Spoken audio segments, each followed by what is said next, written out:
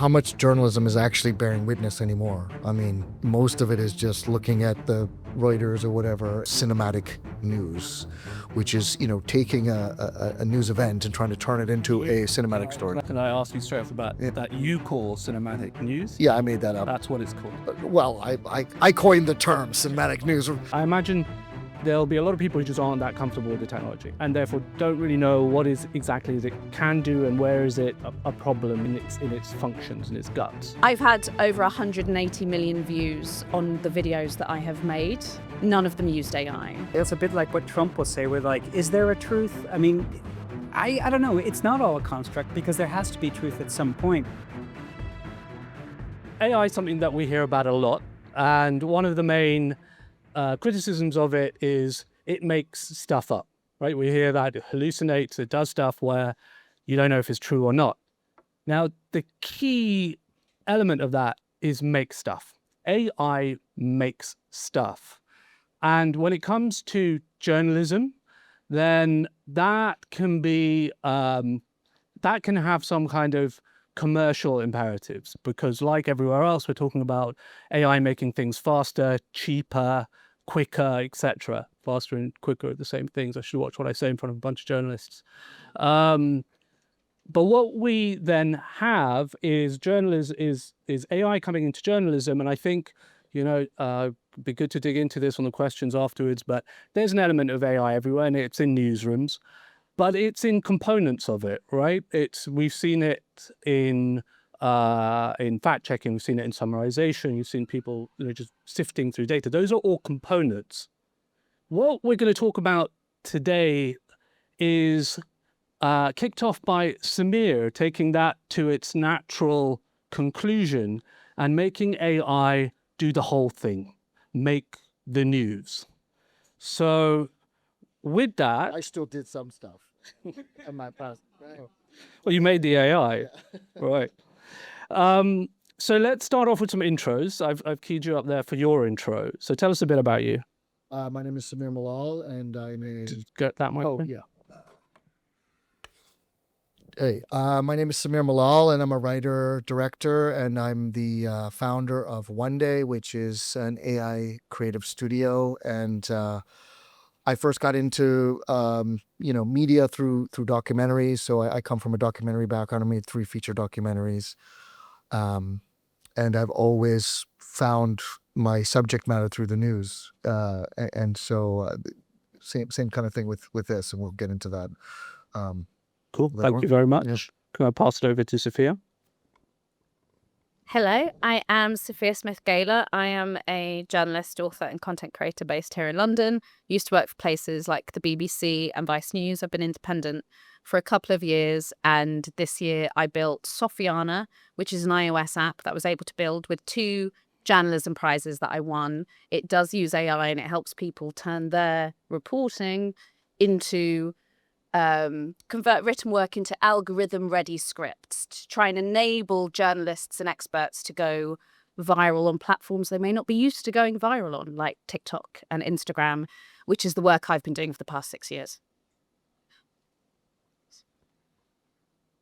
Okay, you guys are way cooler than I am. But my name's Paul. I work for the Washington Post. I currently am editing their Ukraine-Russia coverage. Prior than that, I was the overnight editor for the World section. And I used to work for the Associated Press, lived in a few places, mainly in the Middle East, and coming to grips with AI like everyone else, which of course we use in our organization as well. And so quite intrigued by the discussion that's coming. Thank you very much.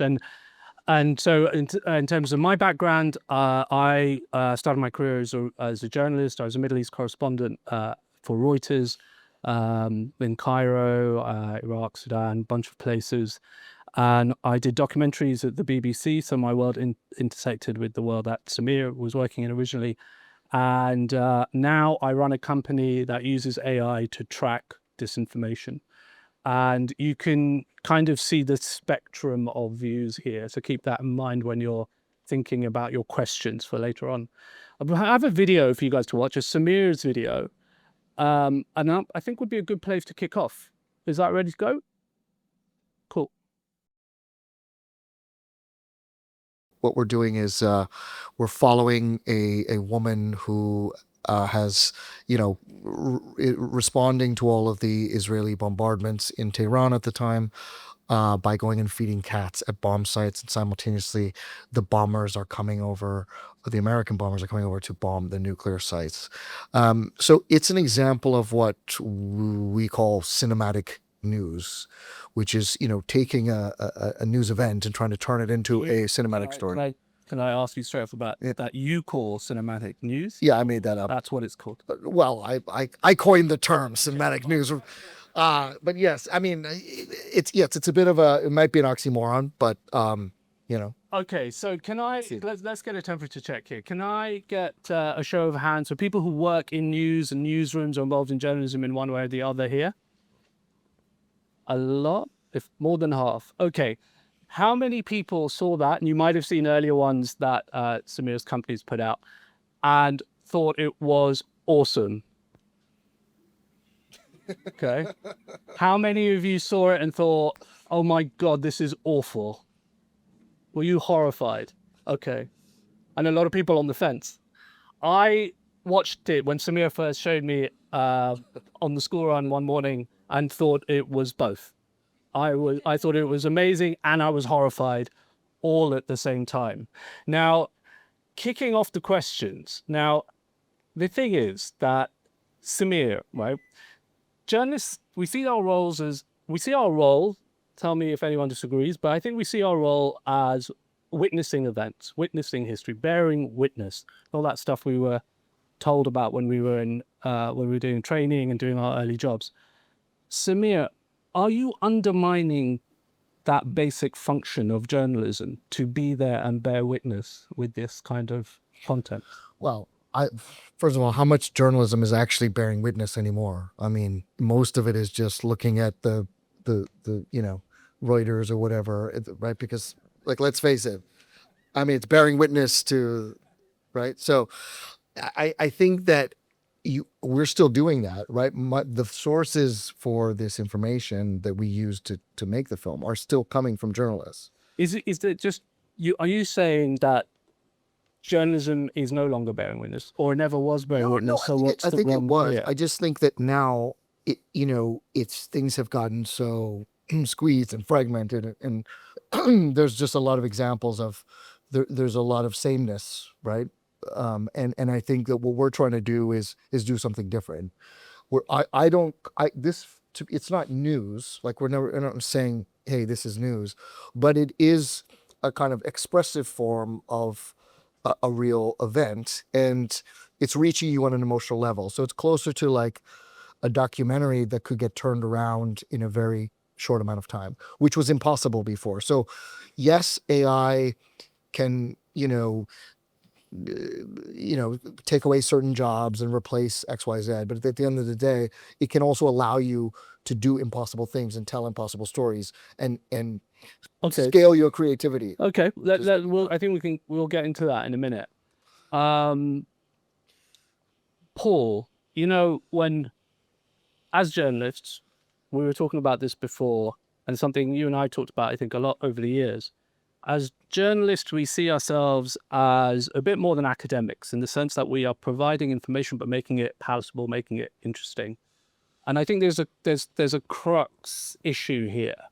Is this the ultimate destination of trying to make content interesting? Stroke, is it the ultimate dumbing down of news? Should I do the mic? Yes. Great. The stick of power here. I know. Now I have it. Yeah, I'm not going to call this, the ultimate end of civilization or anything like that. I mean, this Spiders in the Sky, that was like so much fun to watch. It was great. It was a story that I helped cover. I just, I don't think it should be presented as news or anything like that. I mean, it should probably have a huge label saying this is a movie, because there's, that woman isn't real. That's probably not what the Tehran skyline looks like. I mean, I don't know if you got, stock footage of it. I mean, there were Ottoman domes and minarets there. There were Cairene minarets there. I don't think that's quite what they're doing there. But so in that sense, it's kind of inaccurate. So that is a concern. And I know you're going for an emotional punch. And So obviously I disagree with the bit where you say that journalism isn't real anymore and we aren't doing real work. We're doing great work. Just not a lot of people are reading it, or not as many But as is I that think the should. issue? Is that exactly But the this issue? is a central issue. And that's why, I mean, I think it's really interesting to talk about. You know, people are going to watch that. They're probably not going to read as much of our thing.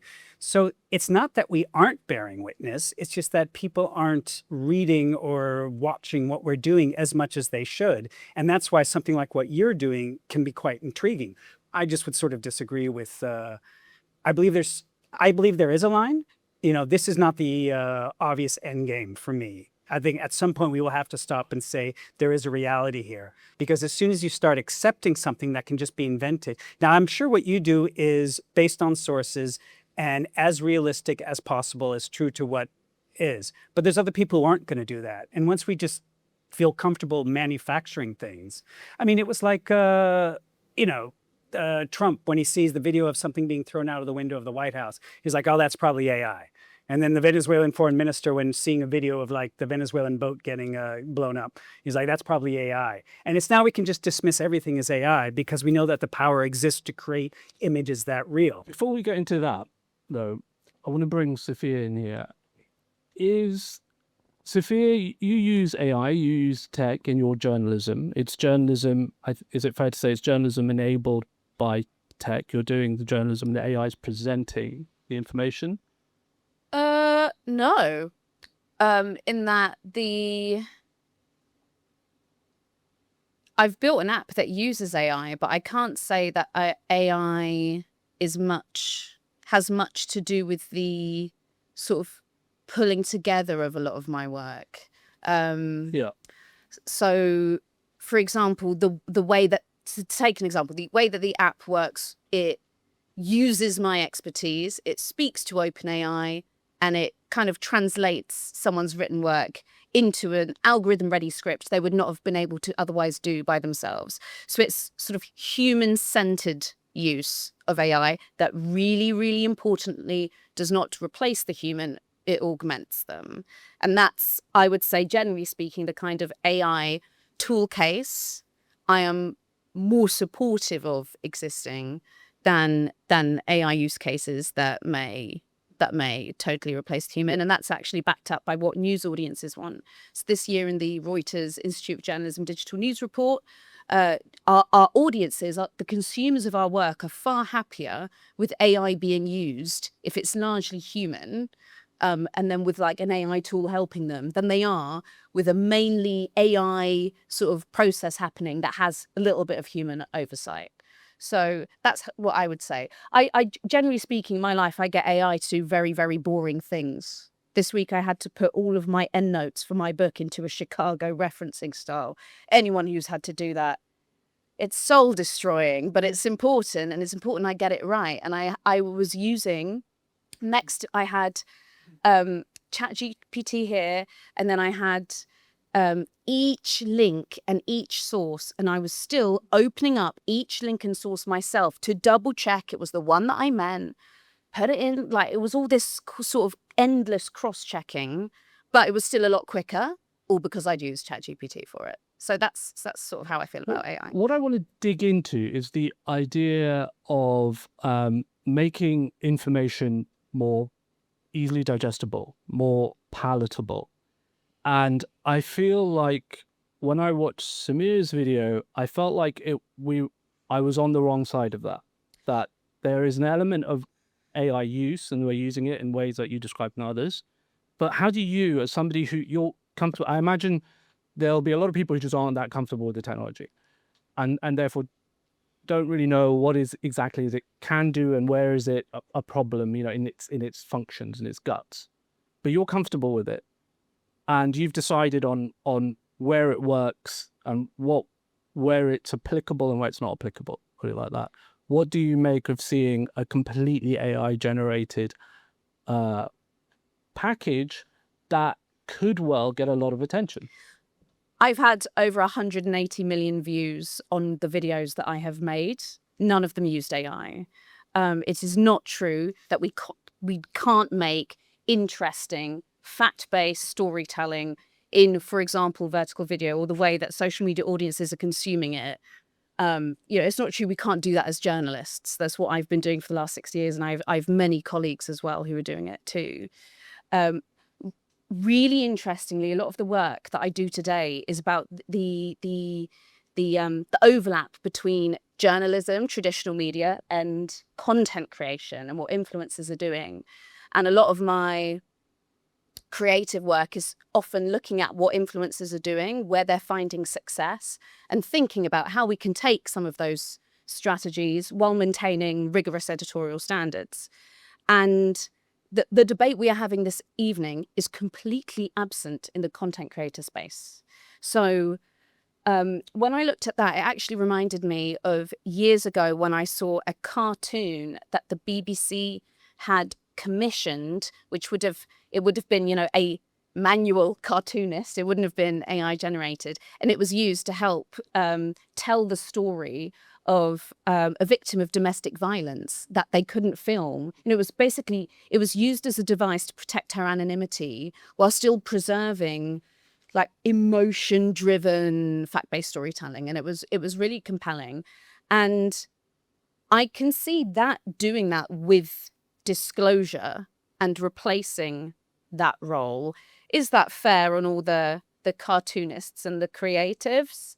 I think that's another There's a argument. difference there, because with a cartoon, it's so clearly not real. Yes, We, and so we use where's the disclosure? we use illustrations often with domestic violence or something like that, or children. Like difference, but we use illustrations for like cases involving children or something that can't be shown, or maybe even a historical thing. But we could just do this and reproduce these perfect AI images of that child getting abused or something like that. But it's too much creation, I feel. Yeah. And it's that is why it's important to have a step away. The really quick thing I would say, the point about content creators is they are already doing stuff like this, and their audience doesn't really seem to care. This is a key. And I just wanted to point that out. So that's a key point. Yeah. It's attention. It's the fight for attention. Yeah. And as journalism evolves, people who do journalism evolve as well, and they don't always see themselves as journalists, as content. We're going to content and storytelling. Tell us your thoughts. First, can I ask you a question to begin with? What drove you to put in the effort and the time? What was the spark that made you go, hang on a minute, there's something really cool I can do here? I was waiting for the video models to get good enough, and VO3 came out, and I had this idea for news, right? Because I don't think we should just make AI just because we can. We should use what AI is good at, which is, doing things quickly, right? At a high level, and that was the impetus, to take a news story and turn it into a kind of thriller, and to go, to Russia, Ukraine, go places you couldn't normally go. So that was really the idea, and I think that young people don't like the news. They generally, okay, it's a big generalization, but they don't tend to connect with traditional news, which hasn't really evolved since like 1950, basically, in its form, or right since its inception. What else in the world has not changed since 1950? But the news hasn't.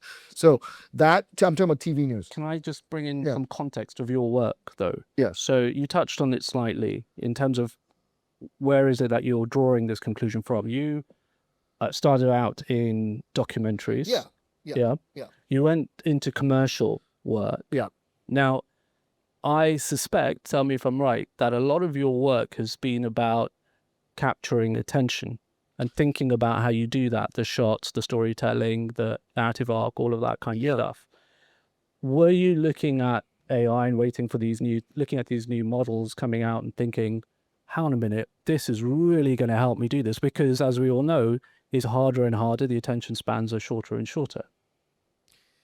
I'm a storyteller, so I like good stories, and part of being a good story will capture your attention, whether it's a news story or whatever story. Even news articles, and especially longer form journalist articles, have a story structure, right? They have a hook.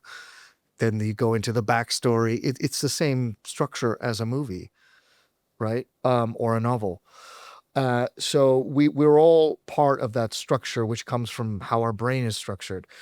So there's a certain logic to it, and yes, this is trying to capture attention. But I mean, isn't the BBC doing that with having all the big LED screens and the fast cuts and I mean, they're trying to capture our attention too. If you watch CNN now, it's like the election coverage. It's it's I don't know. It's crazy. I mean, it's like you don't know where to look, right?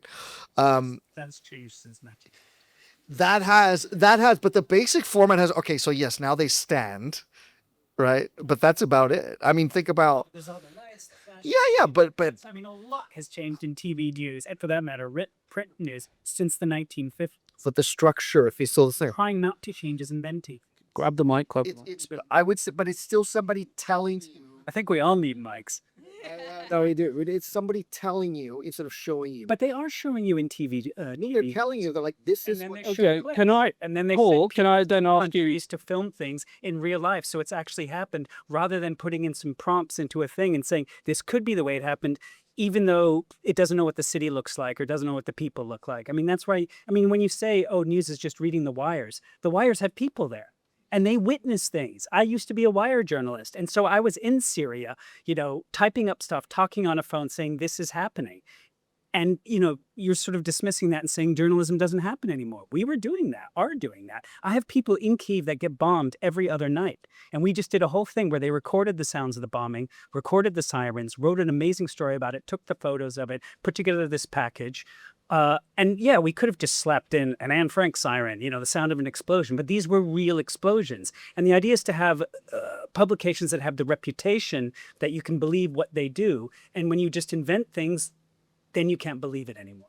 Sorry. Before, But by the way, just look, I totally agree with that, by the way. And I read the Washington Post, I read the New York Times, I read the Guardian daily. So I totally agree with you. And there's a ton of value in that. The fact is that the distinguishing factors between different news organizations has shrunk as the resources have shrunk. Can I take this Right, and so- conversation? yeah, yes. There's Sorry. Yeah. just hanging out here on the stage. But this is, I think you guys are getting to the crux of it, and I want to flip it on its head slightly. If journalism, content making, storytelling is making sense of the world, then all that stuff, the wires did and do, and all that money, effort, time, danger, physical danger of the people who are doing it, if nobody's really paying attention to it, should we be doing stuff like making content that grabs people's attention more? And if AI helps us do that, then why not? Yeah. Well, yeah. Why can't we do something together? Yeah, no, absolutely. I mean, I think, That would be great. but this is sort of what Sophie was talking about, and other things. The idea of AI helping with, Yeah. rather than being the main thing. That's too far for me. Yeah. But I'm sure there are ways that we could do it and make it work. But yeah, and this is a thing. You probably know the answer to this, but do you know the average age of a Washington Post reader? Old. Yeah. All 10 centenarians left in the States read it. It's in the 50s. Yeah. Yeah. And I think the average age of a print edition might be in the 70s, but that could be a guess. So, does my son read my own newspaper? No. And so, yeah, that is an issue. Even though we are experimenting with different approaches, even though we do TikTok, even though we do other things, it's hard to break through because there's a lot of noise out there. But is that, Sophia, what you, when you hear Paul say that, was that when you were working in newsrooms and you were at BBC and Reuters and they were like, what's TikTok video? Who does this? Were you thinking, Jesus Christ, bunch of old people, like there has to be a better way to reach audiences, and particularly young audiences, which I know you talk about? I would never dream of saying that in a public setting. No, and it wasn't my experience. I did work at Chalk and Cheese. I worked at the BBC and then I worked at Vice. And I went from one organisation where you're trying to move a monolith from one technological age to another. And another place, I was working somewhere that was digital first. And I think a lot of the conversations that we have about journalism innovation stick to formats, So we do think things like we need to be on TikTok, we need to be making this thing. And I think over the amount of time that I've been making this stuff, I think that it's far less about formats, it's far more attitudinal, it's far more relinquishing the monopoly that journalists enjoyed in the media decades ago. I've never actually experienced that monopoly in my career. I entered the journalism industry in 2017 when social media had already taken over. I've never enjoyed this weird hierarchy that a lot of seniors of mine seem to wish to perpetuate in newsrooms, and it makes little sense to me because it's not the information environment I've ever actually consumed. What can you dig into that a little bit? What's that difference between their view and yours? The idea that a newsroom and the news editor has total kind of control and dictation of what the news agenda of the day is, as opposed to responding a little more to what audiences are asking for and saying and demonstrating an interest in. This is where data, the amount of data that we have to respond to, audience data that we have to respond to, has never been as good as it is now. This is somewhere where AI can, I hope, do more help than harm. But the idea that our audiences have a lot more to tell us, and that the way that we do news could be more collaborative, and that our news brands are not. I think what you were getting to was sort of like how traditional TV news is very patrician, and it's like, this is the news of today that you should know, and blah blah blah. And that that has not been the way that we've consumed news for a really long time. It's far more about like a sense of belonging now, and for even for organizations that must be impartial and guard that impartiality and not show their views, we expect them to show their values, and we are expecting a way higher level of authenticity and transparency from journalists and news organizations. Does that include younger audience members? Absolutely. But if we're not ready to meet audiences at this new and increased demand for our transparency and our authenticity, we're going to fail them from the offset, regardless of the kind of news that we cover. So that's, I think, a broader problem, really, that I've seen, like a cultural problem in a lot of news businesses. I suspect that a lot of that, that Samir's video and the first one I watched, The Spiders in the Sky, I suspect that you were, and it's got thousands of views, and I suspect that a lot of those people were consuming it because it's an easy way to understand that issue and that event, and that it's the sort of emotional, intellectual, heavy lifting is not as bad. I mean, even to the point where the footage looks nice, and it's, you're not straining with like grainy footage, which I think in frontline journalism assume that's authenticity, that's like bang bang stuff.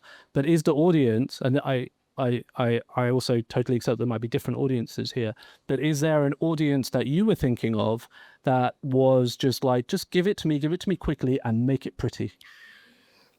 I mean, I guess it started as an audience of one. It's like, what would we want to watch, And in Spiders in the Sky, the first one. So the story of that is, it's got the idea to do something about the drone operation, right? Biggest drone operation in history. It was an incredible, sort of exciting thing that happened. One of these crazy operations. And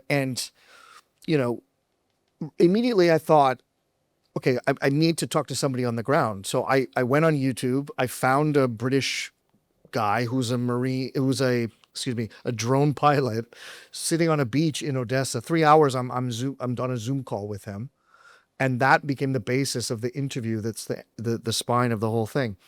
And so that somebody like me. There. He doesn't. He was there.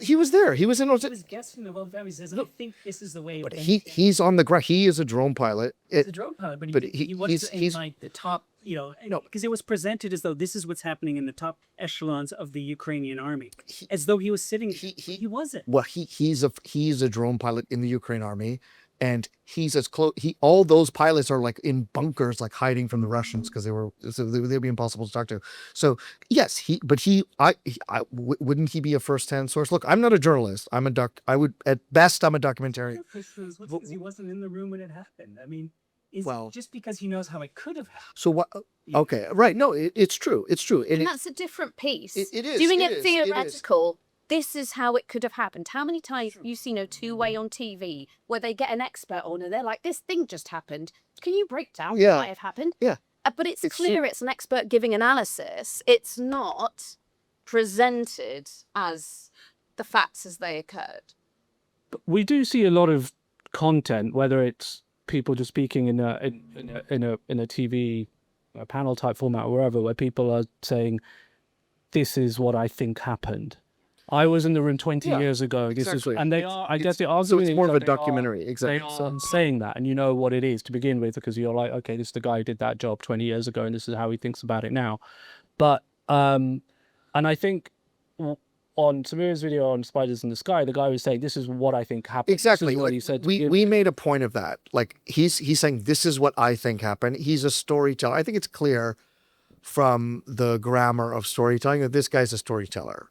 He's not sitting there in front of a news desk, right? He's not presented as the sort of single source in a vernacular that we would come to expect. But he's saying, this is what I think happened. He's sitting on a beach having a drink, right? So to me, it's clear. It's a story about this. It's like a docu-fictional story about the news. And I agree with you though that things like the minaret, and I'm glad you pointed it out, because we are going to change that, because we did notice it. No, you're totally right about that. And on the other, because that's a work in progress, and I'm glad you called me out on that, because we totally agree with you. Like we're and we're not finished.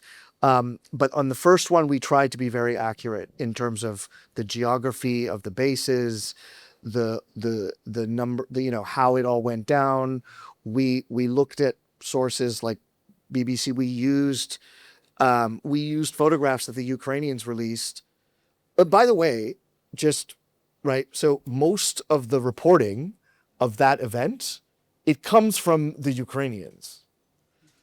Right. So is that an accurate source? Is that an accurate source? Samir. Right. So it's like, I got my reporting from a guy sitting on a beach drinking, whiskey for 2 weeks after, killing a bunch of Russians, as he said. So Samir, is it really? What if? So that to you, right? Yeah. That to you. So think about what I do on a daily basis. Do you consider what would happen if somebody who didn't take the time and effort that you did to try and find out what happened gets their hands on this technology, and then what happens?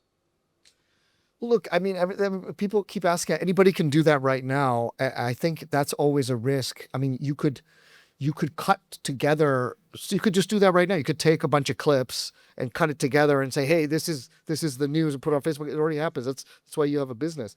So it's like, But see, that's my issue. Is that what is the sort of difference? normalizing it? But I mean, it's. So we trust you, but we don't trust others. I mean, how do we know who? Well, to the trust is trusted. Most young people now, the trust is gone. So that is right. I'd say that's true. Yeah, I think there's a good point to bring Sophia into this. Wait, please. Yeah, no, you can have 2 mics. Thank you. Okay. Is there declining trust in news media? Yes. But the trust is moving. A lot of people are gaining trust where they didn't get to have it before. A lot of voices are being heard that haven't been able to be heard before. There's been there are many bad things that the TikTok revolution has brought, but one of the good things it has brought is the widespread democratization of kind of who we hear in the media. Certainly would be the case for TikTok users. I see a far more representative picture of the British public on my For You page than I do when I turn the television on and look at traditional, linear news media. Who we trust has changed. We still, by and large, there is still considerable trust in news media. There is considerable trust in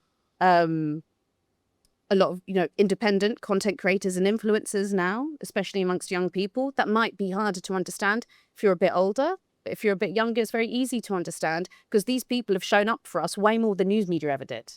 And I know that can feel weird to us as journalists. It doesn't really make sense, but that's what it feels like. So to take that idea further and putting the best possible version of events on spin and a sort of lens on this, is there a potential for this kind of technology, this kind of generative AI, video AI, to give more opportunity to those individual voices, not brand organizations and institutions, but the kind of people I think you're talking about, who can now tell deeper, more impactful stories?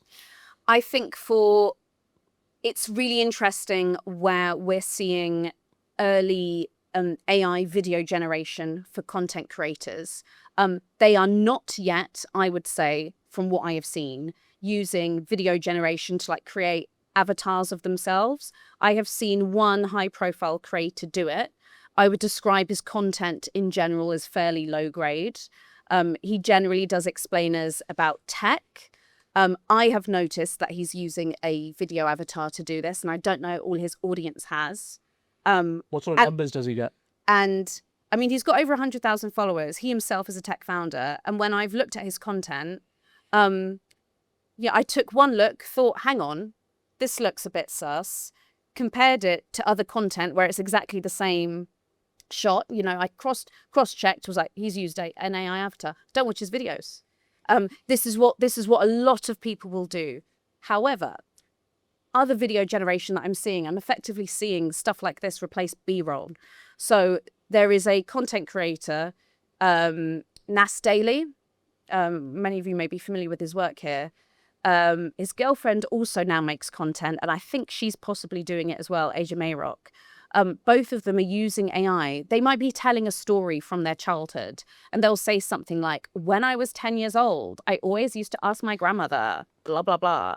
And rather than having them, continuing to deliver this explainer telling you that, all of a sudden you see this weird, like you said, a lot of the AI video generation is not quite there yet. So there's something a little bit uncanny and weird, and you can tell straight away, oh, AI has made this. And it is 10-year-old Nas or 10-year-old Asia for a second. And I only know that because the tech is so bad that I can tell it's AI generated, and I can tell I'm contextualizing it there. I'm being like, oh, they're using it to make B-roll of their younger selves because they otherwise don't have it. I would say that's fairly low risk in the context of that one particular video. Would I ever dream of doing it currently? No. It's only low grade for now. It's only low grade for now. But I can rely on loads of other interesting tactics to keep a viewer hooked through that time that does not have to rely on AI gen. We have not talked about the environmental impact of AI, which we absolutely must today as well. And if there is a reason for me to not use AI, especially video generative AI, which is very, data intense, I am going to avoid it. More than traveling on an airplane internationally to shoot something. I mean, the environmental impact of a shoot is far, far greater than the I think we could then have conversations around the parachuting of foreign correspondents compared to hiring locally. Yeah. Equally, it becomes this argument where you're like, yeah, but I do this, but I don't do that, but I do this, but I don't do that. I don't drive, right? I don't drive. I don't make an environmental impact that way, but I make an environmental impact that way. All of a sudden it gets a bit... I'm very wary about these conversations becoming don't use plastic straws, essentially, and bringing it down to us as individuals and not looking more broadly. Can I also take it forward to evolving consumer habits? So there's definitely been a normalization of AI in the way, and video AI in the way people consume. So I think what you were saying about Nas Daily there and his girlfriend, I'm guessing they don't have to say, this is me at 10 years old. By the way, it's AI, because it's given. Yeah, I haven't yet seen a disclosure. But do you need one when you're showing yourself as 10 years old? And but the reason I bring this up is then right now we might think you need to have a disclosure. You need to say, like what Paul was saying, this is AI generated. But people will be using it and it'll be self-evident. It's them when they're 10, it's them on the moon or whatever. And then we'll get to a point where nobody bothers because the audience is actually already sort of assuming that it's AI, or doesn't care that it's AI. It's just content that they like, that's easy to consume. And if we're heading in that direction, then are we like, is it just a given that we'll see way more generative AI in our content? We'll see it on not just on journalism, but in journalism, but we'll see it on film and music and elsewhere. Absolutely. Absolutely. There already Line is a lot blurred. of generative AI, but it's not like every single time someone's automated their subtitling, that is like an AI integration or whatever tool that they've used. So there already is a bunch. But I guess just because it's important to point out, because I think a lot of people don't realize that that is integrating AI. But I guess you're talking about B-roll and like an A-roll, aren't you? You're talking about like footage that's being used. Yeah, and I think this might be the point that you want to make. Well, Is about it's all a construct anyways, right? I mean, we're on a set with 50 or 100 people. Yeah, there's a real but it's all smoke and mirrors anyways. Like, yeah, I'm talking about fictional stuff, for example, not the real news, okay? But That's so, just it. I mean, you sort of so get what's this at it's a bit like what Trump will say with like, is there a truth? I mean, I don't know. It's not all a construct because there has to be truth at some point. And if you just start using this stuff this much, what is an objective truth? I mean, it's still even an article is still somebody's point of view with sources yeah, of what happened. sources, and you're making an argument. Yeah, You know, that's yeah. usually what an article involves. Yeah. Um, But but you know, hopefully you're not making stuff up. No, you're not but making those quotes up because that's like disbarring. no, but which happens. But just when you say it's all a construct, it's there is a degree of artificiality in packaging anything. I mean, you know, I'll have conversations with my correspondents. You know, this guy I know, he's been in Kyiv for 20 years, and I'm like, okay, what's the story? And he spends like half an hour on the phone, and I'm like, okay, we're gonna simplify it a bit. This guy's good, this guy's bad. Bad things happen. He's like, oh no, because you forgot. And then so we go back and forth. So yeah, I'm synthesizing, fitting, to make it more interesting and everything else. But obviously this is my judgment call, but it's still a truth, and I'm getting Can that. I give you Paul? Can I give you a slightly hypothetical scenario? Let's say we have a foreign team, an international news team based in London, and they fly out to, let's say, Burkina Faso, and they do the classic sort of foreign correspondent journalism stuff, and they're filming all the stuff, and it's all real. Or you have a low resource local team who gets to use AI and generates their story, their version of events. Are they the same? Are they different in different ways? But they're local. Why wouldn't they have been able to? Why wouldn't they just film it themselves at Let's their just say, place? for the case of argument, that they want more high quality footage. They want footage that they can't just point a camera at, that they want to tell historic, that me when I was 10 years old or whatever. But they can, and often the use of technology in news in ways that we haven't thought through often start in places where I've seen them in Africa, in Pakistan. I remember seeing news where the news channels would have sort of an animation of the news. It was kind of like a very early. It wasn't AI, but they were just animating. Well, do you remember there was that Taiwanese news station that was really famous? It did like the Tiger Woods thing, the whole thing, the girlfriend, the car crash, all that. They animated it, and it was in like this really like blocky 2005 cartoon or early computer animated thing. It was like, this is exactly what happened, and of course it wasn't. It was just kind of what they thought had happened. And I mean, that's funny because it's clunky and we know it's not true. But yeah, I don't think I'd feel too comfortable having the team in Burkina Faso AIing something. I'd like them to go out with a camera and take the image. And What if you could get, what if you could get a more accurate representation of what the reality is through using AI with, say, for example, photographs? Like, what if you could, because we have an AI pipeline that can take a photograph and can actually turn into video exactly as it looks in the photograph. this is So- something that has been done in filters where they bring like historical figures to life. I'm saying on like a almost a D2C kind of a filter that you can get on a social media app and do for yourself. You don't need to access these to software that might be expensive. It's just a filter that you use on, say, TikTok. And people use it to sort of reanimate figures from the past. And it's kind of like a fun trend. Again, pretty heavily contextualized in the spirit of the trend at that time. To the point about capturing local footage and the danger of that local footage being lower quality, again, I don't know, my instinct is pushing me towards transparency and authenticity. Like, I think of all those moments where there's undercover footage and it actually aids the footage, that it's a bit grainy and it's clearly shot from like Feels real. hidden camera. It feels like gritty and it feels real, and it puts you, the viewer, in this sort of sense of place, and it adds jeopardy, which is one of the best storytelling tools out there. I think better than AI. It gets some jeopardy in it. Right, but isn't that what we did with the Ukrainian? Everything you just said is exactly what we did with our film. We added jeopardy. We took you into the tent where they're piloting, where you could never go. Yeah, but it wasn't real footage. But we don't know if that's the way it happened. You made that up. That was your guess. But even if you film something and cut it together, that's not exactly the way it happened either. It's more the way it That's your editor and you and the BBC's editorial team or Washington Post or whatever, right? So That's the thing. It's more the way it happened. is it? And Is I it more think the way that that the best it's been making it journalism up. of today is transparent about its limitations. So I wish oftentimes that the BBC would be more transparent about its limitations, because let's be honest, it has limitations where other organisations do not have them. How about telling us about that rather than pretending they don't exist and, everything's fine? In the interest of time, I want to move on to questions in a bit. Do you want to make a Yeah, an no, I just point want to you make made? two points. One is No, you just get one. no, it's the second one is good.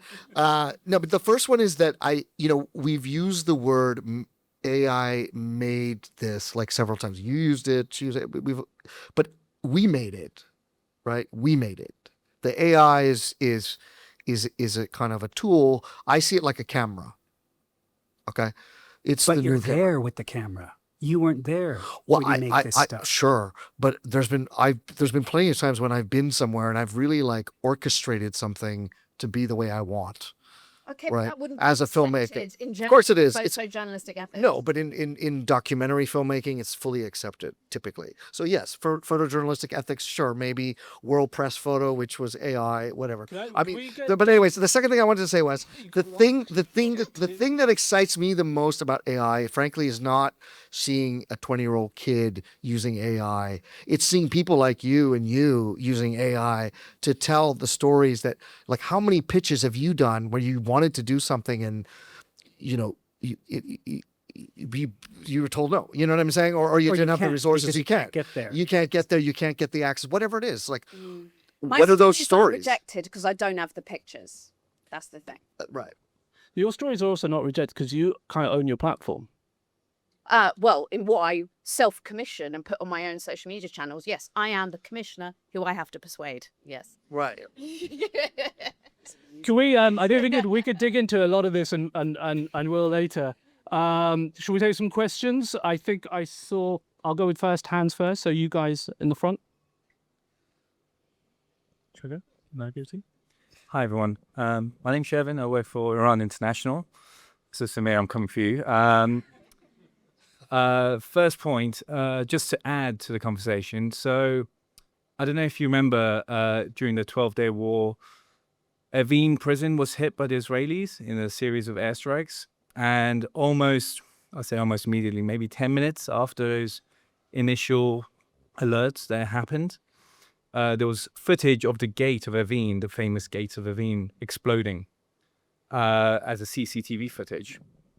Now, BBC Farsi first ran that, then we did, and then everyone else did. Later on, after the war, some AI analysts on LinkedIn started pointing to that video as AI generated. So I had my investigators look into it, which indeed pointed to it being AI generated. There was a photo that was taken 2 years before 12-day war. So someone took the picture of the Evin gates. Then the Israelis took that picture, or maybe they took the picture themselves, turned it into a video of the gates exploding, and fed it through the channels moments after the airstrike was conducted. Now, it didn't seem right to me for us to delete that. So what we did was we got one of our video journalists to do a TikTok-style video to explain how we found this out, who published it, and put our hands up as mea culpa. And, we just said, this is the new frontier of cyber warfare through AI-generated video. So my first question to you, Samir, is, do you think that video was acceptable to be run as, even though it was Israeli propaganda? Second of all, Can I just ask some clarification?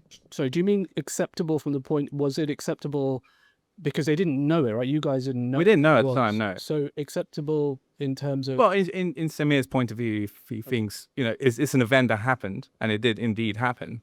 So in his point of view, would that be something news media should have run? Second question is, as someone from Tehran doesn't look like that. Did you have anyone on the ground to tell you Tehran doesn't look like that? I'll answer the second question first, which I already touched on. So I was going to show another clip, and at the last minute I just censored this clip, and I do regret it because it's kind of a work in progress. And yes, we have Tehrani actors who are helping us, and we have consultants and things. So but maybe you can give us your thoughts after. I'd love to hear that. Sure, really. Please. Because that's really important. Like, I don't want somebody like you going, what the fuck is this? It doesn't look like this. This sucks. So yes. First, that's the second question. The first question, I mean, I'm not qualified to tell you what's acceptable for you to run. Obviously this is, an issue. And it's going to continue to be an issue. And I think we have to be upfront when we're saying, hey, this is made with AI. Every time we post something, it says that on there. So we do things like that. I think there will be a time when that won't be the case. I think it's going to become ubiquitous in Hollywood. We have, in the next 2 weeks, we have meetings with like 5 studios. Like, I mean, it's happening already. So we're going, and this isn't just in movies or media or news. I mean, the AI it's not a tool really. It's like electricity. That's what Sam Altman calls it. It's going to become, like it or not, it's already here, and it's going to become the kind of foundation of everything.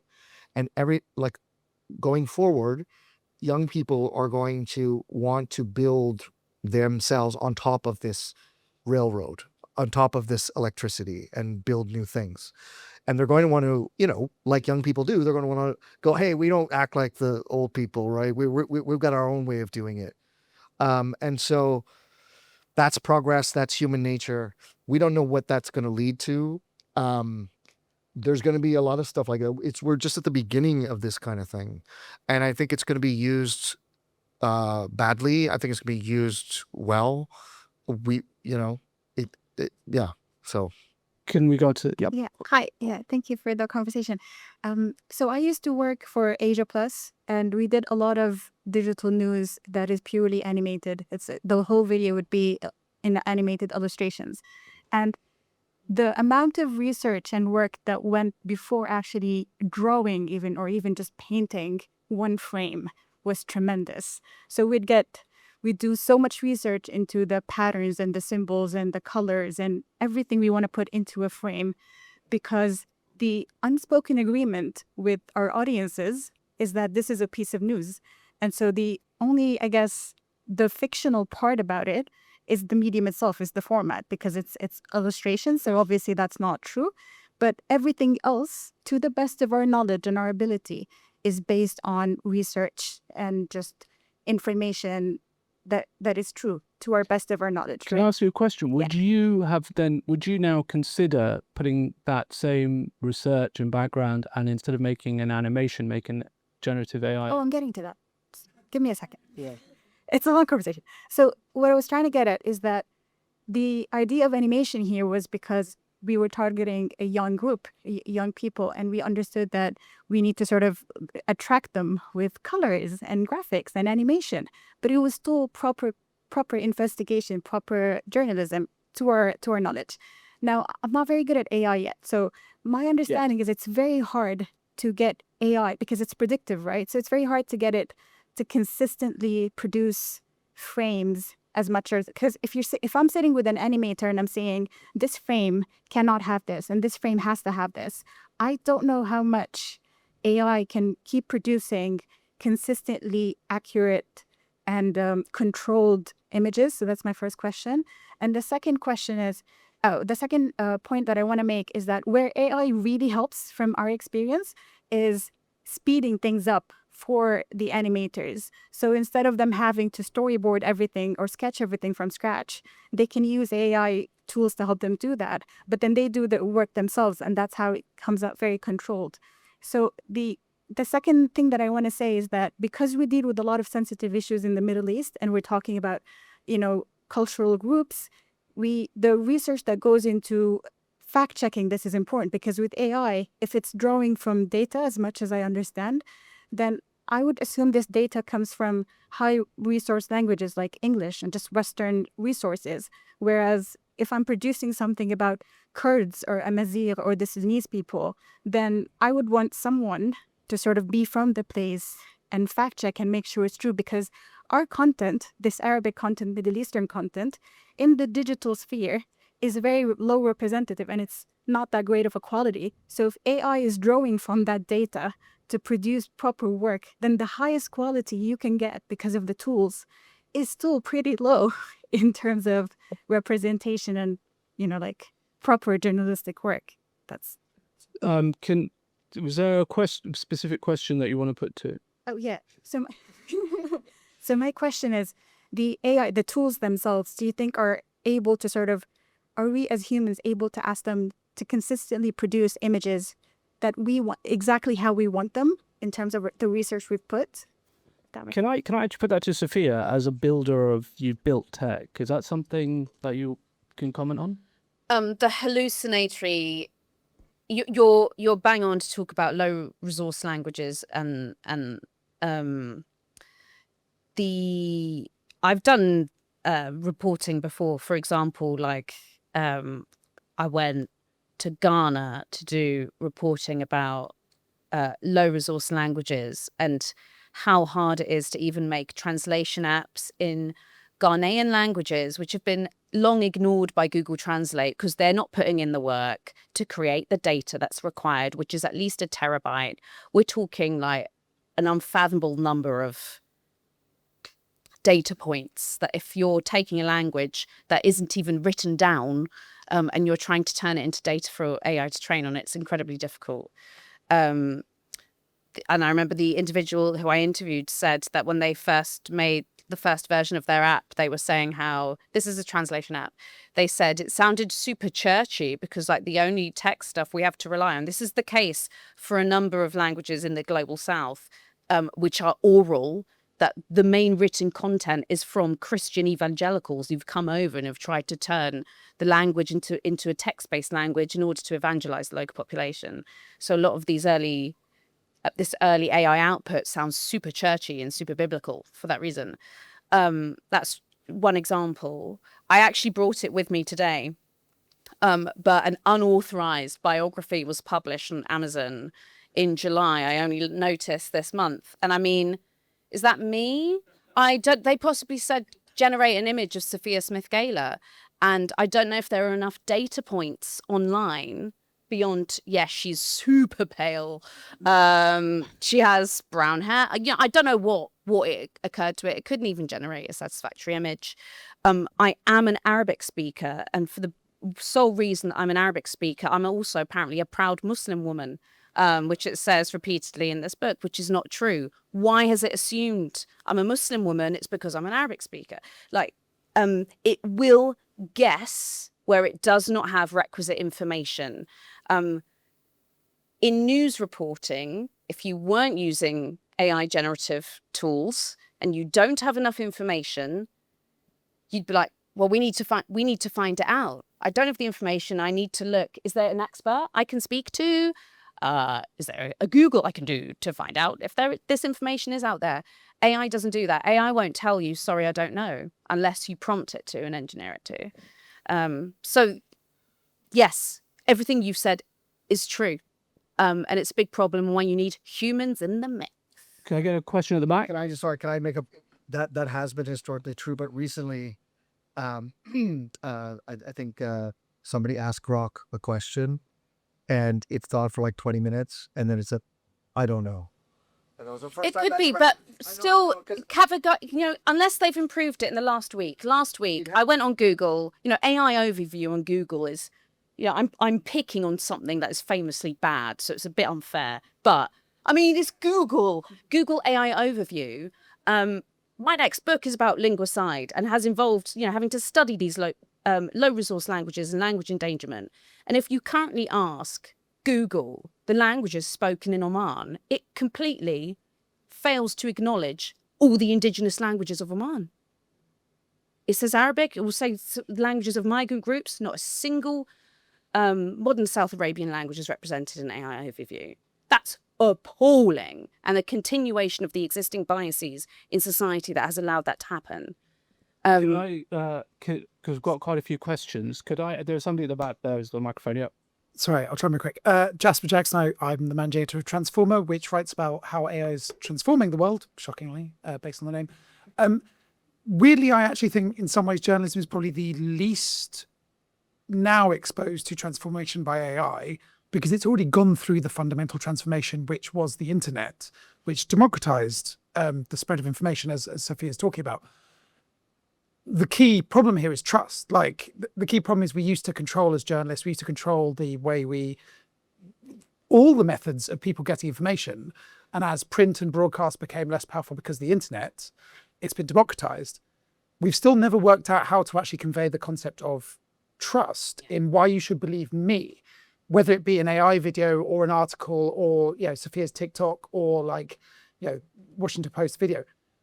What are the ways we can actually get people to go, whatever the format, because AI is going to be everywhere, what are the indicators, markers, ways we can build trust to make people actually go, this is why I am telling you the truth, whatever the format, because we're going to lose to AI in terms of we can't change the formats. Can I put that question to Paul?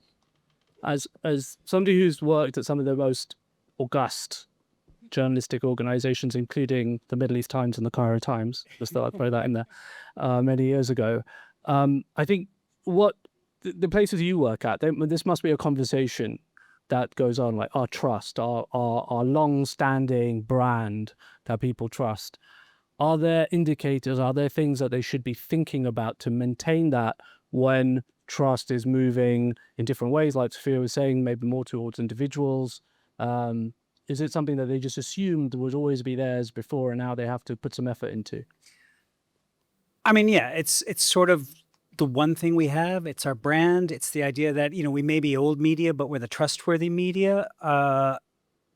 But I think we have to struggle to maintain that. I mean, there's a lot of attack on it now, the whole mainstream media thing. It's, you can't trust and it started on the left and then the right has picked it up. The media is owned by interests and they are suppressing they're suppressing certain stories and everything else. So then, of course, it comes back to transparency that Sophie was talking about.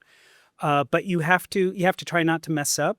And if you mess up, this is why, of course, correction policy is very important. Like when things are wrong and you change it, you have to say that I changed this because I was wrong. And if an article is absolutely egregious, you have to have a fairly lengthy explanation. But there's a lot of forces against that are just, hammering away, don't believe the man, don't believe, these stuffy old white guy publications or the newspapers or anything. And at the same time, you do have publications that I don't believe. I mean, there's huge chunks of the British press that I think are appalling. But sorry. Yeah, interesting. American journalist based in London doesn't believe British press. Yeah, is that well? Yeah, and obviously, I don't think I think there's chunks of journalism elsewhere. So obviously, I make my ideas. There is journalism that I trust. How do you determine that? Based on experience, based on what I read there, how if it's consistently correct.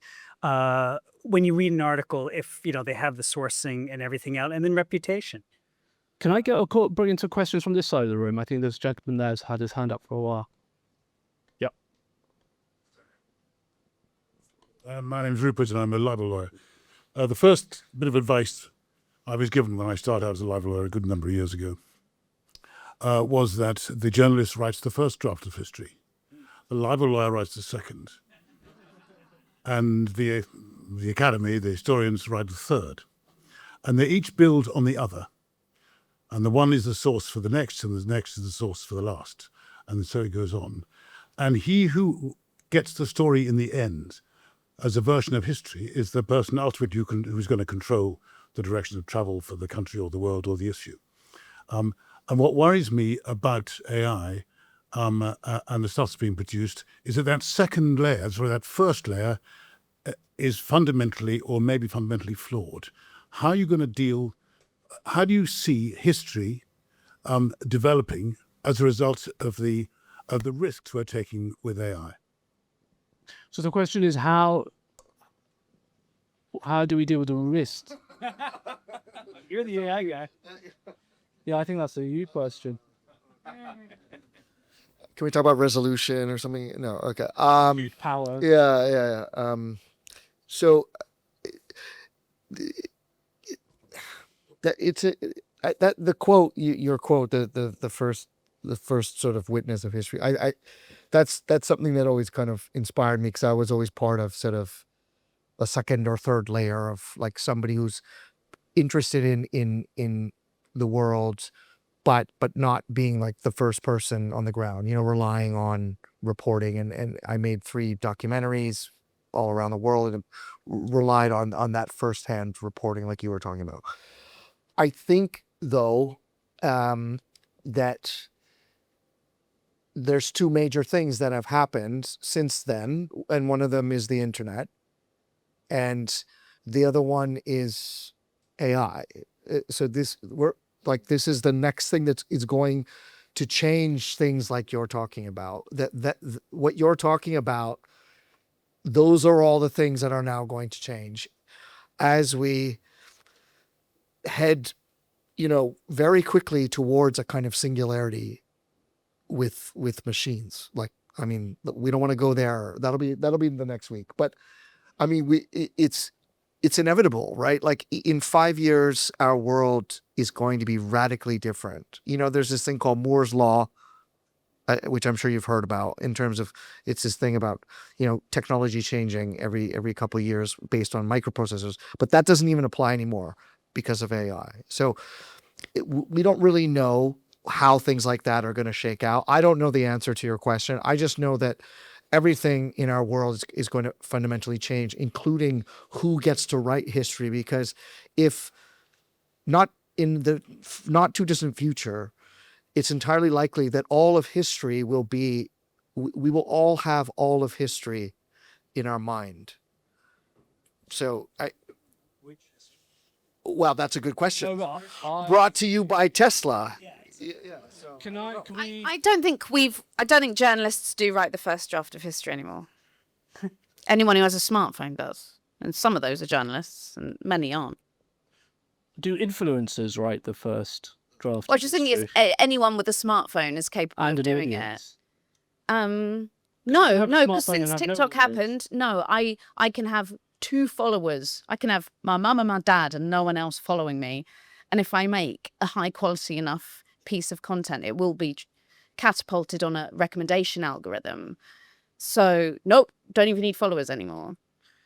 And what is high quality now, right? Because to get recommended by the algo is probably not something any of us on this stage or perhaps in this room would consider quality in some instances, right? Things that go viral. The idea of quality is definitely shifting. And that's something we're all gonna, like my kids, 7 and 9, they watch, most of the time they're watching somebody else play a video game. Yeah. Like that's their idea, that's their like different strokes, right? I mean, that's... Or AI slop, which we hear a lot about. Could we just get a question? I think there was the lady there. I think you had your hand up for quite a while.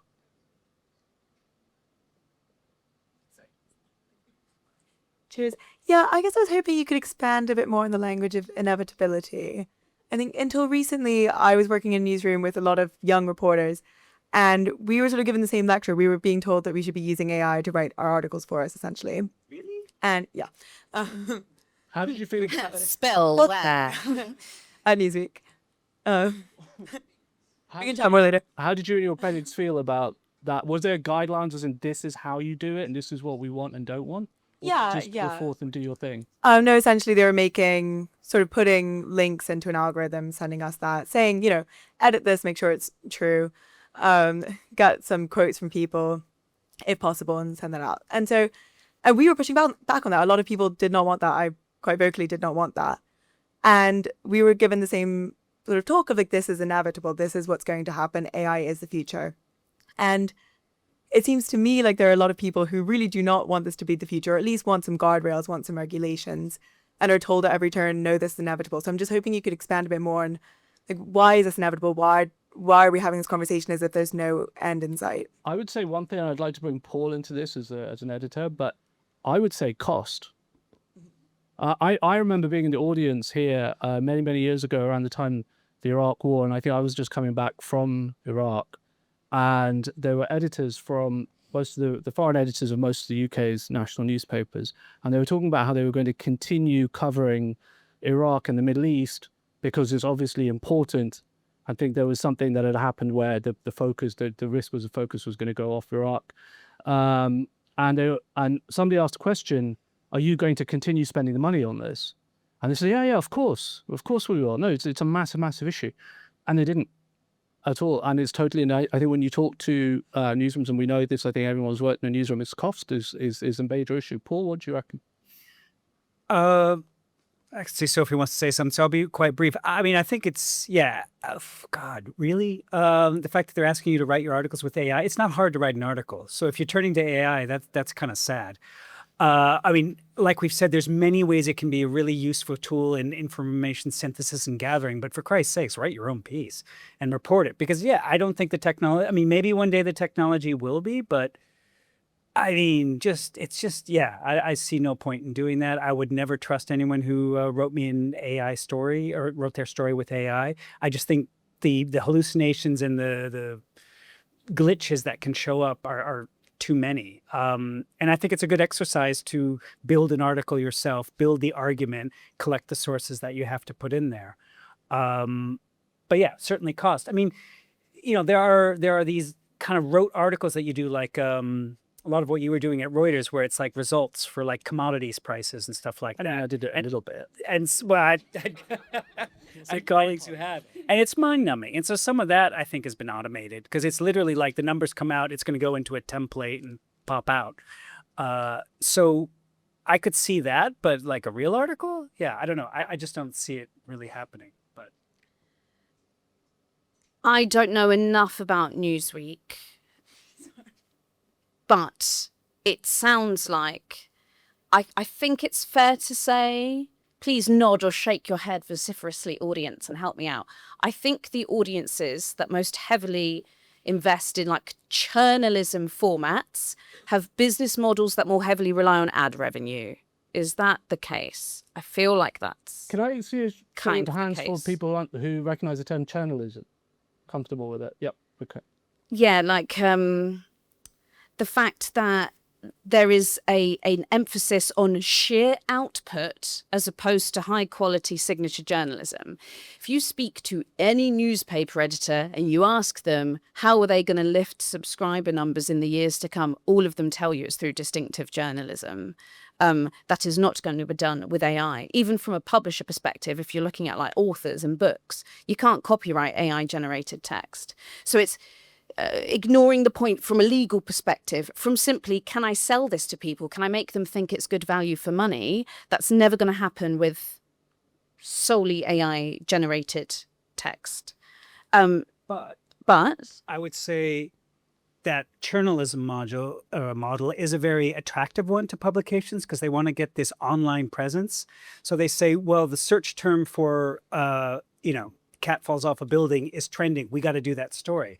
And so then it's like, so you're actually asking like a decent journalist to put together some sort of aggregate thing from Wire and elsewhere about like the cat that fell into the thing that's trending right now. So you do use Wire. Of course we use wires. Everyone uses wires. I used to be a wire. But the problem is they think that, it gives us a presence in the search engines and stuff like that. So we have to be out there with as much content as possible. But as it's turned out, search has fallen off a cliff because of AI summaries. And so we're getting no search traffic at all. And it comes back to distinctive journalism, which is kind of where the pendulum's swinging back a lot. And if you want a sustainable news business, it is unlikely to solely rely off ad revenue or being surfaced solely, search results in the manner you've just described. It's probably also going to have subscription revenue, and you're only going to get subscribers if you've given them a reason to trust you, feel a sense of belonging to you, and feel like your content is worth investing in. Can I bring in another question? Thanks. This is mainly probably for Samir, but possibly for everyone. You used some very interesting turns of phrase that I'm not sure I fully understood. So there was cinematic news, real news. Well, that one's because he made it up. First one. There's docu-fiction, and there's more accurate representation of reality. And I was just curious to hear your definitions and where you see the line between news and, say, fiction. Yeah, it's a good that's a good question. I don't consider myself a journalist. So I don't consider what we are doing is like journalism in a pure sense, and I would never advertise it as such. For me, cinematic. But Samir, your first videos were of news coverage. It was news coverage, right? But first video is a story that was in the news, but we produced this, I think, two weeks after. And I mean, there's a lot of craft in there. I know it sounds like we just press a button or type some words in, but I mean, there's an edit, there's music, there's sound. I mean, there's all kinds of stuff. There's 25 years of directing, right? For me, cinematic news is taking the tools of cinema and taking a story that was in the news and putting something out while it's still in the news cycle. Like that is how I would define it. Does that answer your question? Or are you looking? No.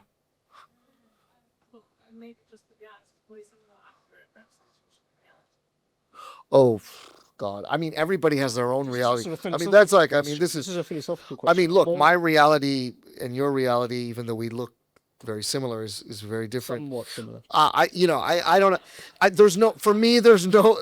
Look, I'm a child of communications in the 90s. It's like it was all about semiotics and all that stuff, and it was the whole thing was there's no Laura Mulvey and people like this, that there's no reality really. So.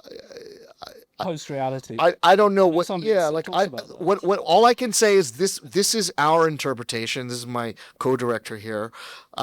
It's not all my fault. I mean, he did it. It's mostly his fault.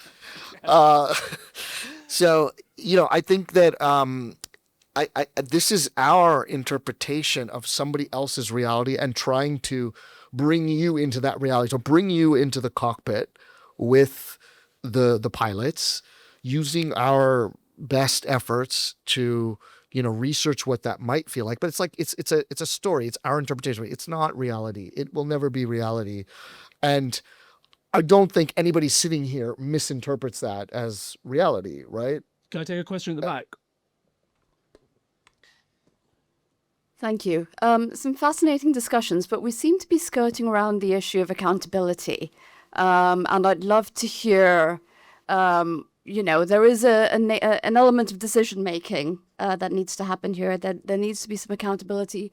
I think it's fair to say some of the things we've been talking about is dramatization, which has been around for a very long time. I think the danger is when you don't realize it's dramatization and you don't realize what the source is. So I'd like to get a journalistic perspective on the importance of accountability in the arguments and the discussions we've been having thus far. Could I ask you to dig into the accountability a little bit? From a journalistic perspective, do you mean the organization, the editor, the journalists themselves, say there's a freelancer? Could you unpack what or whose accountability, what accountability for what? Yes, so we've been I suppose banding around different terms. We've been talking about organizations with reputations. We've been talking about content creators. We've been sort of slightly merging fact with fiction. So I suppose my question is a broader one: who should have accountability? and how do we ensure that accountability exists? Okay, so if I can narrow that as a question to Samir, based on Samir as a content producer making content, where would the accountability sit? I think we are accountable. We are accountable if we like misrepresent the minarets and things like that. Yeah, we should be accountable, or we should be called out for that. Absolutely. We should be called out if we completely put out something that is like totally not what happened, like, because that for me is, I guess that's my line. And maybe everybody here might have a different line. I guess, as a place like the BBC has like the standards of conduct and of methods that they use to find sources and vet those things, and you could speak to that more. So we should be held accountable if you're putting something out in the world, whether you're a TikTok creator or you're us with a lot of professional experience that are now venturing into these new territories and starting our own channels.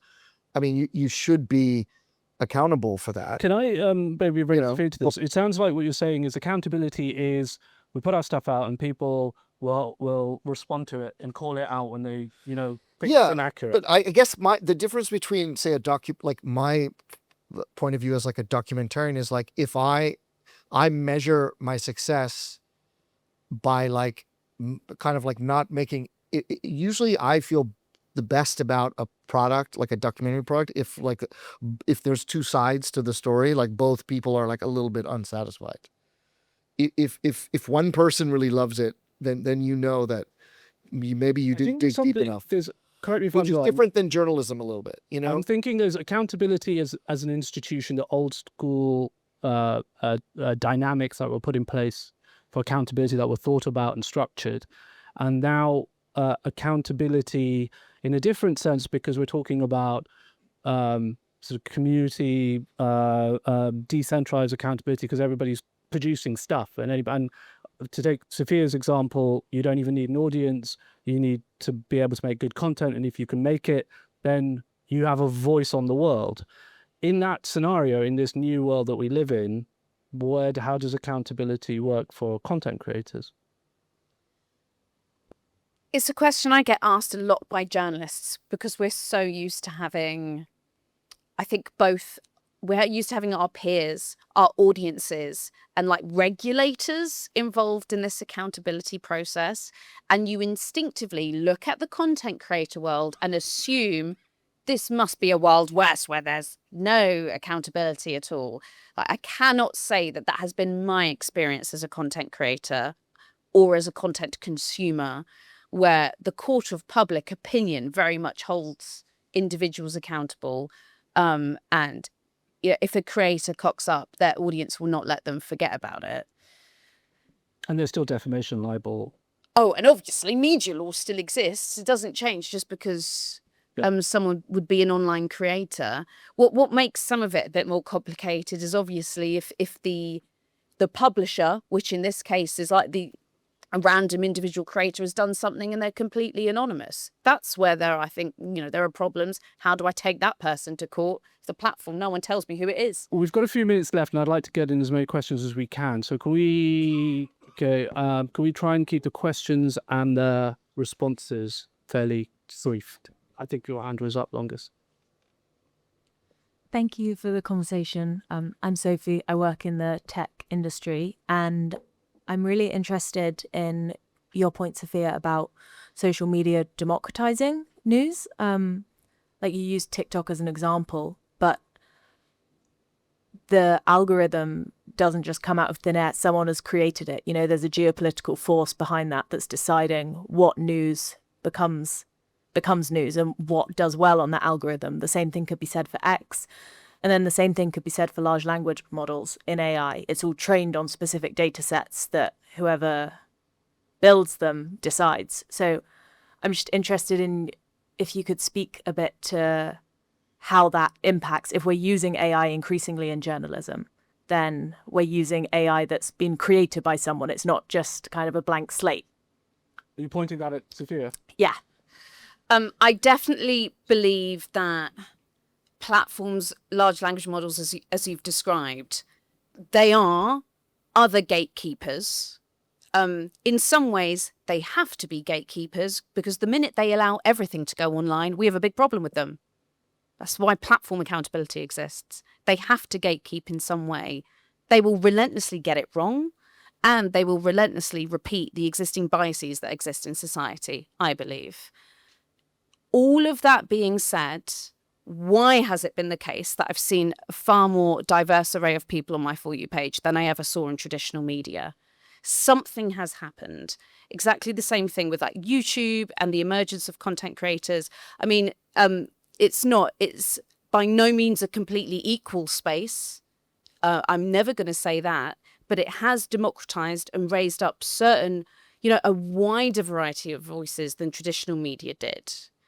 That doesn't mean all voices are represented in the way that they should be, and that doesn't mean that we can't assume that all of these like algorithms, and certainly not big tech, is here to become this great societal equalizer, because it's not interested in doing that. It's not interested in protecting us. But something has happened and changed forever. I do believe that. Can you get a question at the back? Short question. I'm artist, by the way. That's me. Short question on prediction and prediction of news consumption and where it's going, because we're being very forward-looking. In 5 years' time, how does the average, say, like 30-year-old get their news? Where are they turning? Are they turning to articles? Are they turning to generated news cinema? Or are they turning to explainers on the successes of TikTok? Or I just want to get each of your opinions about where that looks in 5 years' time. Sophia? So I don't know, and that is a huge question because we wonder. I think, what was it, 5 years' time? What is our... I wanted to ask 10, but that feels... Yeah, that's then it'll be directly fed into our heads the way Samir was talking about. What I'd like to think is that in addition to all the new stuff coming out, that you will see some of the older models leverage their position and status in society and change and deliver and use new methods of delivering the news. Basically relying on their credibility and their large networks and everything else to get news to people, to everyone, to democratize that down, and find new audiences. Is it going to look something like TikTok? Possibly, but that's sort of what I would hope to see. It's probably not. So let's go for what you would hope not to see, just out of interest. So the question would be to Samir, or maybe actually Paul, to start with you. Samir's vision of the world.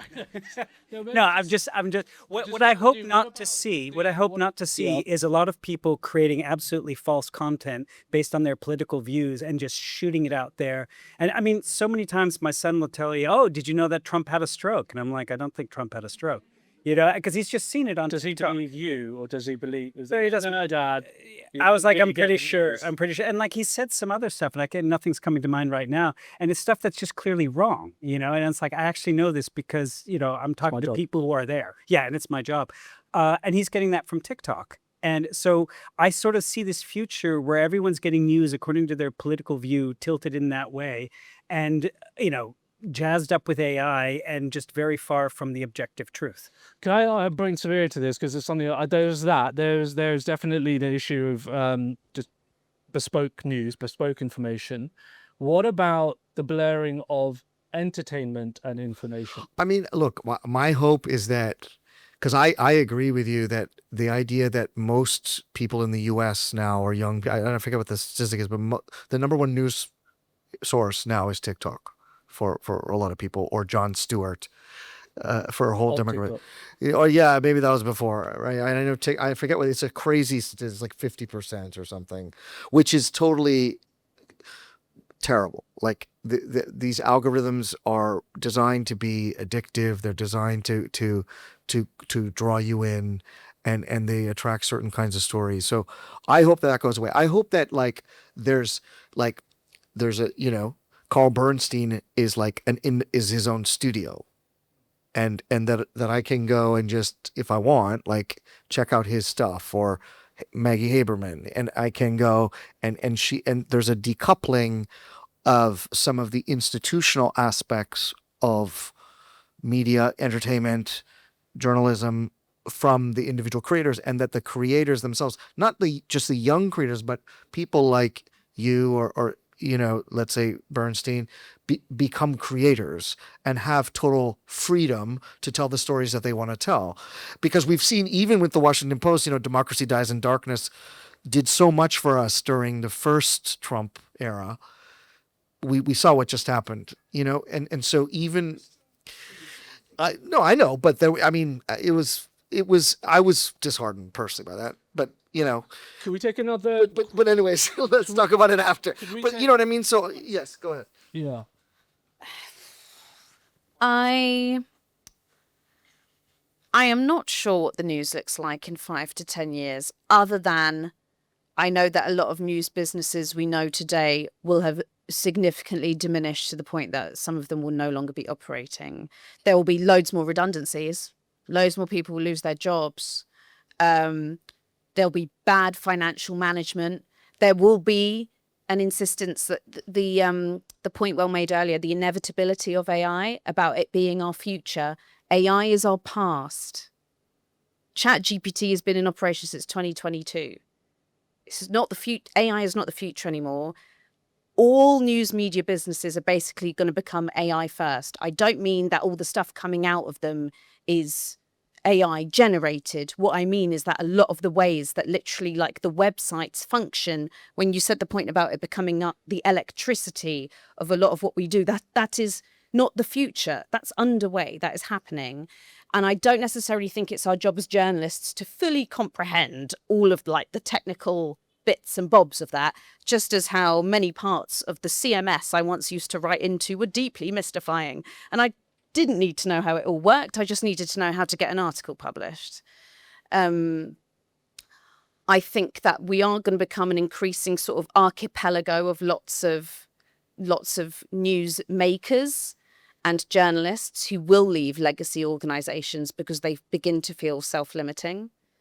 And I think there'll be like some very powerful legacy organizations that remain, the New York Times being a really good example. And the reason the New York Times is surviving is because they're no longer a newspaper, they're a gaming company.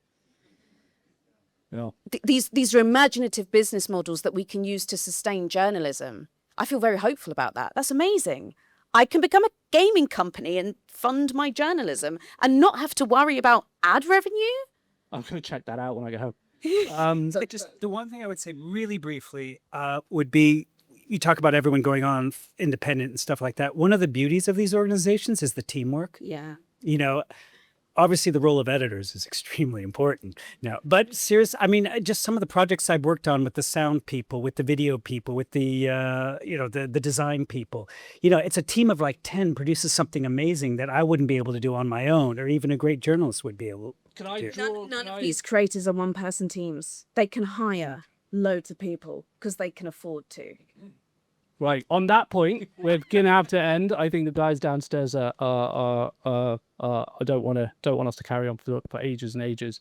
There's lots of conversations we can still have downstairs if you guys are hanging around. Do you guys hang around a little bit? So I think there's a lot of stuff here to unpack and what we can do in slower time. Thank you all very, very much, and I hope you enjoy the panel.